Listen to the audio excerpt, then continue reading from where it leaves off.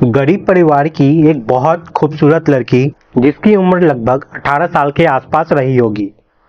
उसके माता और पिता उसके पास एक मोबाइल लेकर पहुंचते हैं और मोबाइल में एक फॉर्म था। फॉर्म में लगभग 20 पॉइंट थे और उस 20 पॉइंट को उस लड़की को भरने होते हैं। यहाँ पर माँ बाप और उसकी जो बेटी होती है दोनों ही बहुत खुश थे। उस फॉर्म में लड़की को अपना नाम भरना था, पिता का नाम भरना था, माता का नाम भरना था, जन्म तिथि भरनी थी। उसमें उसको लिखना था कि उस लड़की के प्राइवेट पार्ट की लंबाई कितनी है। उसमें यह भी भरना था कि उसको पीरियड्स कब आते हैं, कब खत्म होते हैं। साथ ही उसमें यह भरना था कि उसने पिछले 15 दिनों में किसी के साथ शारीरिक संबंध तो नहीं बनाए हैं। इस तरह के लगभग 20 पॉइंट थे और ये जानकारी उस फॉर्म में, जो कि व्हाट्सएप के एक मैसेज में था, उसमें अपलोड करने थे। फिर वो जानकारी अपलोड कर दी जाती है। अब इनको इंतजार था कि अब धन की वर्षा होगी, बहुत सारा पैसा होगा, गरीबी दूर हो जाएगी और अब वो करोड़पति बन जाएंगे। ऐसे ना जाने कितनी लड़कियों के साथ ही हो रहा था कि उनसे फॉर्म भरवाए जा रहे थे, उनके प्राइवेट पार्ट को चेक किया जा रहा था, साथ ही उनको एक जगह पे लाकर उनके साथ तंत्र मंत्र की क्रियाएं हो रही थी। लेकिन जब इस कहानी का भांडाफोड़ होता है, जब ये कहानी लोगों के सामने आती है, तो लोगों के क्रूर चेहरे जो है वो सामने आते हैं। उनको देखकर, सुनकर, महसूस कर बड़ी घिन सी पैदा हो जाती है। नमस्कार, मैं हूं मुकेश। आज की जो सच्ची घटना मैं आपको सुनाने जा रहा हूं, ये सच्ची घटना है उत्तर प्रदेश के जिला संभल की। संभल का एक थाना लगता है धनारी और धनारी क्षेत्र का एक गांव लगता है बमनपुरी। बात कर रहा हूं 21 मार्च 2025 की। एक व्यक्ति धनारी थाने में पहुंचता है। नाम उसका राजपाल होता है। वो हाथ जोड़ते हुए एसएचओ के सामने जाकर कहता है कि साहब, मैं उल्टा पैदा हुआ था और मुझ में कुछ प्रतिभाएं हैं। जैसे किसी के नस पे अगर नस चढ़ जाती है या किसी को तकलीफ हो तो अगर मैं उसके पीठ पर पैर रख दूं तो उसका दर्द ठीक हो जाएगा। ये सुनकर एसएचओ ने कहा, ये बात मुझे क्यों बता रहे हो? वो राजपाल कहता है कि साहब, बस इस प्रतिभा की वजह से ही मेरी जान बच गई है, वरना मैं भी मारा जाता और मुझे वो लोग मार ही देते। फिर उससे बैठाया जाता है, पानी पिलाया जाता है और उससे कहा जाता है कि पूरी कहानी विस्तार में बताओ। वो बताता है कि 11 मार्च 2025 को उसके पास 2 लड़के आते हैं। आकर कहते हैं कि बुलंदशहर के नरोरा में एक हॉस्पिटल है, वहां पर उनकी मां एडमिट है, बहुत ज्यादा परेशानी से गुजर रही है, तकलीफ हो रही है, दर्द हो रहा है।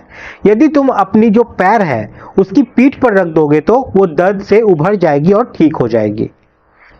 ये सुनकर वो चला जाता है संभल। संभल जाने के बाद उसको कहा जाता है कि यहाँ से जो मरीज था वो एटा चला गया है। अब ये एटा में जाते हैं तो वहां पे कहा जाता है कि वो मरीज आगरा चला गया है। फिर आगरा जाया जाता है। आगरा में एक घर में उस लड़के को कुछ ऐसा दिखाया जाता है जिसकी वजह से वो बेहोशी जैसे हालत में चला जाता है। उसके हाथ और पैर बांध दिए जाते हैं। उसके बाद फिर तंत्र मंत्र की क्रियाएं शुरू हो जाती है। अचानक ही उसकी आंखें खुल जाती है और आंखें खुलते ही उसकी चीखें निकल जाती है। उसको लग रहा था कि सामने वाले जो लोग हैं उसको वो मार ही देंगे, क्योंकि आगे जो भी उसने कमरे में देखा वो दृश्य बहुत ही डरावना था और उसको देखकर वो पूरी तरीके से डर जाता है।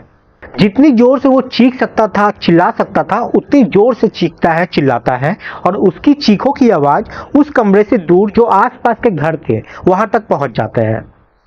फिर आसपास के जो लोग होते हैं वो सोचते हैं कि पता नहीं इस घर के अंदर इतनी चीखों की आवाज क्यों आ रही है। लोग उस घर की तरफ आगे बढ़ते हैं और दौड़ कर आकर देखते हैं कि वहां एक व्यक्ति को बांध के रखा गया है। फिर उस व्यक्ति को आजाद किया जाता है और वो व्यक्ति वहां से भाग जाता है और भागकर पुलिस स्टेशन आ जाता है और ये सारी कहानी को बताता है पुलिस को। अब पुलिस ने इस मामले को गंभीरता से लिया और गंभीरता से लेने के बाद उसने उन 2 व्यक्तियों की तलाश करने की बात कही। पुलिस ने पूछा कि जो लड़के तुम्हें लेने आए थे वो तुमसे कैसे मिले। तो वो जो लड़का जो पुलिस के पास आया था वो बताता है कि गांव के ही 2 लड़के हैं, लाखन और रिंकू। उनकी वजह से ही वो उन दोनों से मुलाकात हो पाई थी उनकी। आखिरकार पुलिस लाखन और रिंकू को बुलाती है और पूछती है। तब जाके पुलिस वो 2 लड़कों तक भी पहुंच जाती है जिनका नाम अजय और दुर्जन होता है। जो थाने में पहुंचे लड़के को अपनी मां की दर्द को ठीक कराने के लिए ले गए थे। कुल मिला के पुलिस ने 4 लोगों को डिटेन किया और डिटेन करने के बाद ये जानने की कोशिश की कि आखिर तुमने इसके साथ ऐसा क्यों किया। तब वे बताते हैं कि उनको 5 लाख रुपए का ऑफर मिला था कि आप हमारे पास एक ऐसा व्यक्ति लेके आइए जो उल्टे पैरों से पैदा हुआ हो। अब पुलिस ये जानने की कोशिश कर रही थी कि आखिरकार पूरा माजरा क्या है, तो पुलिस जांच पड़ताल शुरू की और पुलिस ने लगभग यहाँ पर 14 लोगों को और गिरफ्तार किया। उन 14 लोगों के नाम कुछ इस तरह से थे: संभल के रिंकू और अजय सिंह, आगरा से राघवेंद्र, रघुवीर, कप्तान सिंह, संजय चौहान, डीएन त्रिपाठी, जयप्रकाश भारद्वाज, पप्पू और लाल सिंह। फिर बुलंदशहर से दुर्जन सिंह, एटा से संतोष सिंह, फिरोजाबाद से आकाश और सोनू। इनको गिरफ्तार कर पूछताछ की जाती है। तब कुछ चौंकाने वाली बात यहाँ पर सामने आती है और कुछ चौंकाने वाली बात कुछ इस तरह से होती है कि उसमें ग्रुप बने हुए थे। एक कम पढ़े लोगों का ग्रुप था और एक ज्यादा पढ़े लिखे लोगों का ग्रुप था। जो कम पढ़े लिखे वाले लोग थे वे गांव-गांव जाते थे और गांव जाने के बाद घूमते थे और गरीब लोगों को ढूंढते थे। खासकर अगर कोई लड़की सुंदर दिखाई दी जाए तो उसके बारे में पता किया जाता था कि वो गरीब है या अमीर। फिर उस गरीब सुंदर लड़की के माता पिता से संपर्क किया जाता था। उनसे कहते थे कि तुम चाहो तो तुम्हारे पास बहुत सारी दौलत इकट्ठी हो सकती है। कुछ वे रास्ते बताते थे, कहते थे कि अगर तुम हमें 20 नाखूनों वाला एक कछुआ लाकर दे दो हम तुमको लाखों रुपए देंगे। साथ ही उल्लू लाकर दे दो स्पेशल कैटेगरी की तो भी हम तुम्हें लाखों रुपए देंगे। अगर 2 मुंह वाला सांप जो होता है वो लाके दो तो भी लाखों रुपए देंगे। साथ ही वे कहते हैं कि तुम्हारे पास विशेष नंबर का नोट अगर मिल जाए तब भी हम तुमको लाखों रुपए देंगे। फिर वे कहते थे कि अगर तुम्हारे गांव में कहीं भी कोई ऐसा व्यक्ति हो जो उल्टा पैदा हुआ हो तब भी हम तुमको लाख रुपए देंगे। और इस तरह के ऑफर देते थे और कहते थे कि अगर तुम चाहो तो लाखों नहीं बल्कि करोड़ों रुपए यहाँ से कमा सकते हो। इसके लिए तुम्हें छोटी सी प्रक्रिया करनी पड़ेगी, उससे गुजरना होगा और तुम्हें कुछ जानकारी देनी होगी। वे लोग गरीब होते थे तो लाखों रुपए की बात सुनने के बाद वे तैयार हो जाते थे। कुल मिलाकर ये खासकर ऐसी लड़कियों को टारगेट करते थे जो ज्यादा सुंदर हो और गरीब घर से हो और साथ ही वो कुंवारी हो। अब आगे जब वो व्यक्ति तैयार हो जाते थे तो उनको एक फॉर्म देते थे जो कि व्हाट्सएप पे होती थी। उस फॉर्म में लिखा होता था कि आपका नाम क्या है, उसके आगे भरना होता था कि उनके पिता का नाम क्या है, माता का नाम क्या है, जन्म तिथि, सरनेम, गोत्र, उम्र। साथ ही उस लड़की को अब ये भी जानकारी देनी पड़ती थी कि जो मासिक धर्म शुरू होती है वो कब होती है शुरू और कब खत्म होती है। फिर उनकी प्राइवेट पार्ट की लंबाई कितनी है, उनकी खुद की हाइट कितनी है, उनका वजन कितना है, साथ ही शादी हुई है या नहीं हुई है, ये भी उस फॉर्म में भरना पड़ता था। उन लोगों का टारगेट सिर्फ कुंवारी लड़की ही होती थी जिनकी शादी नहीं हुई हो। साथ ही पूछते थे कि शरीर पे कोई कट्टे जले का कोई निशान है या नहीं, कोई तिल या मासा है या नहीं। साथ ही वो पूछते थे कि तुम्हें कभी किसी कुत्ते ने या बिच्छू ने काटा है या नहीं, कोई ऑपरेशन हुई है या नहीं, आप जेल गए हो या नहीं, और पिछले 15 दिनों में किसी के साथ शारीरिक संबंध बनाए हो या नहीं। इन सवालों के साथ ये भी पूछा जाता था कि आपके शरीर पे कहीं पे कोई टैटू है या नहीं, और साथ ही आपने कभी गाय या सुअर का मांस खाया है या नहीं। कुछ इस तरीके के सवालों के जवाब देने होते थे उस फॉर्म में जो व्हाट्सएप पे भेजे जाते थे। उन्हें ये फॉर्म भरना होता था और फॉर्म भरने के बाद अपने फोटो और वीडियो को बनाकर उस ग्रुप में भेज दिया जाता था, उस व्हाट्सएप के ग्रुप में सेंड कर दिया जाता था। इसके बाद ये जो पहला ग्रुप है जो टारगेट को तलाश करता है, वो टारगेट को तलाश करने के बाद उसको भेज दिया जाता था एक गुरु के पास।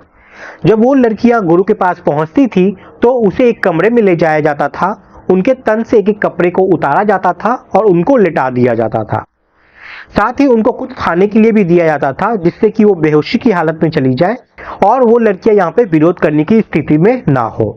वे लड़कियां यहाँ पे विरोध करने की स्थिति में इसलिए भी नहीं होती थी क्योंकि इसमें उनकी माता पिता की रजामंदी भी होती थी।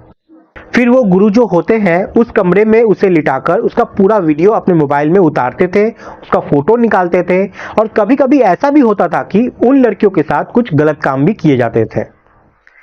पुलिस ने जिन 14 लोगों को गिरफ्तार किया था उनके मोबाइल से लगभग 350 लड़कियों के डिटेल मिलती है। लड़कियों को वहां पर बुलाया जाता है और उनसे पूछताछ की जाती है। यहाँ से ये भी एक अंदाजा लगाया जा रहा है अभी फिलहाल की उन लड़कियों की अश्लील वीडियो बनाकर उन्हें अलग अलग वेबसाइट पे बेची जाती थी। हालांकि ये पुलिस की जांच का विषय है फिलहाल के लिए, लेकिन ये पता चलता है कि पिछले 7 या 8 सालों से लगातार इसी तरीके के काम चल रहे हैं और न जाने कितनी लड़कियों को इन्होंने इस बीच में निशाना बनाया है। आपको यहाँ पर एक बात जानकर हैरानी होगी कि आगरा के संजय चौहान पतंजलि का स्टोर चलाते हैं। राघवेंद्र जो कि माइक्रोबायोलॉजी से बीएससी किए हुए हैं और साथ ही जो रघुवीर सिंह है वो फिरोजाबाद के रहने वाले हैं और वो एक स्टेशन मास्टर है। मतलब इतने पढ़े लिखे होने के बावजूद भी वो इन कुरीतियों में कैसे फंस जाते हैं, ये भी एक जांच का विषय है। हालांकि पुलिस प्रशासन ने जब इस घटनाक्रम का खुलासा किया तो लोगों से अपील की गई, अगर किसी बहन बेटियों के साथ या किसी परिवार के साथ ऐसा हुआ है तो वे सामने आए ताकि हम इन आरोपियों के खिलाफ कड़ी से कड़ी कार्रवाई कर सके। जब पुलिस ने इस घटनाक्रम का खुलासा किया था तो ये बताया गया कि इस गिरोह का नाम धनवर्षा था। धनवर्षा गिरोह के लोग गरीब लोगों के पास जाते थे, उन्हें धन का लालच देते थे और कुंवारी खूबसूरत लड़कियों को फंसाते थे। पुलिस अभी फिलहाल चार्जशीट बनाने में लगी हुई है। इसके बाद मामला कोर्ट में जाएगा और तब बहुत सारी चीजें यहाँ पर निकल के सामने आएगी।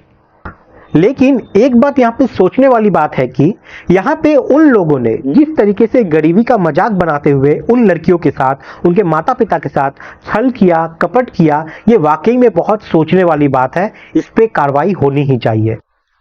दोस्तों, पूरे घटनाक्रम को सुनाने का उद्देश्य किसी को परेशान करना नहीं है, किसी का दिल दुखाना नहीं है, बल्कि आपको जागरूक करना है, आपको सचेत करना है। आप सब लोग अपना ख्याल रखें, सुरक्षित रहें। जय हिंद, जय भारत।